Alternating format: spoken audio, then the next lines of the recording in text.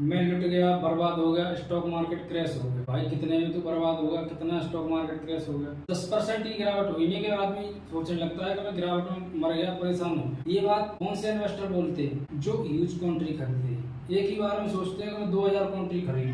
भाई 2000 काउंट्री क्यों खरीदनी है? पहले तो आपको डिसाइड करना होता है इस शेयर में, कंपनी के शेयर में हम केवल 30,000 रुपए लगाएंगे, तो उस हिसाब से करेंगे ना इन्वेस्टमेंट। अगर 30,000 रुपए किसी कंपनी में लगाने हैं, किसी का शेयर खरीदना है, तो उसको पहले हम उसको टेस्ट करेंगे 5,000 रुपए से। फिर अगर 10% की गिरावट हो जाती है तो 5,000 रुपए उसमें हम फिर लगाएंगे। इस तरीके से एवरेज करना चाहिए। अगर फिर 10% की गिरावट होती है तो हम उसमें 10,000 रुपए लगाएंगे, एक बार 20 हो गए।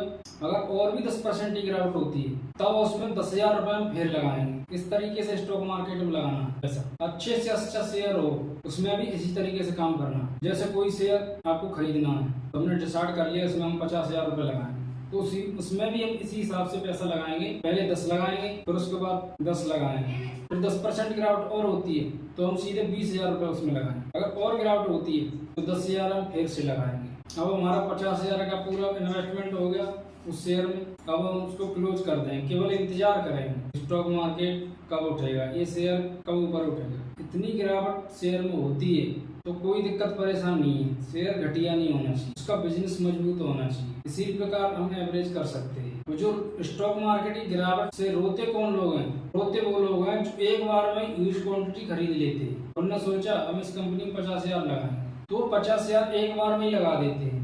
अब गिरावट हो जाती है 20% की। अब उनको हलचल मच जाती है पेट में कि अब नहीं, अब तो बस स्टॉक मार्केट क्रैश हो गया, बेच कर निकल गए, नुकसान कर लिया ना। इस प्रकार से अगर स्टॉक मार्केट में काम करोगे तो एक पैसा स्टॉक मार्केट से कमा कर नहीं ले जा सकते। जो बड़ा प्लेयर है ना, इस तरीके से घुटनों को नीचे कर देगा वो। एवरेज करने का तरीका मैंने आपको बता दिया। अब आपको क्या करना है?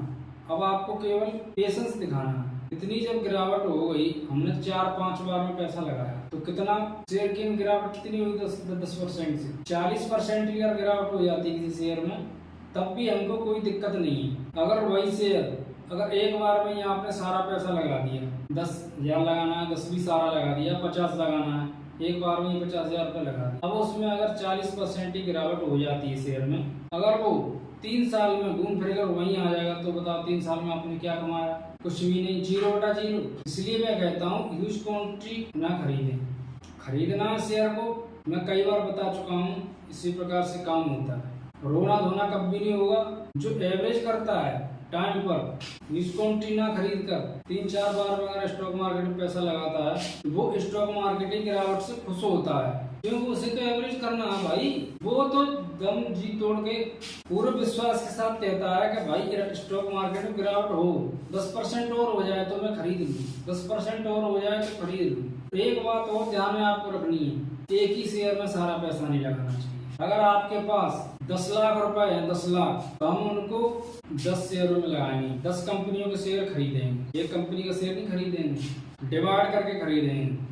अगर एक कंपनी कोई डूब भी गई, वैसे तो जल्दी से डूबती नहीं है कोई कंपनी, अगर उसमें से 1-2 कंपनी डूब भी गई तो 5-7 जो शेयर आपके बचेंगे कंपनियों के, 70,000 रुपए। 3 कंपनी चलो डूब गई, तब भी 7 लाख रुपए बच गए। वो 7 लाख रुपए अगर 5-10 साल के लिए आपने छोड़ दिए, पेशेंस दिखा दिया इतना, वो ही शेयर आप होकर बढ़त बना देंगे।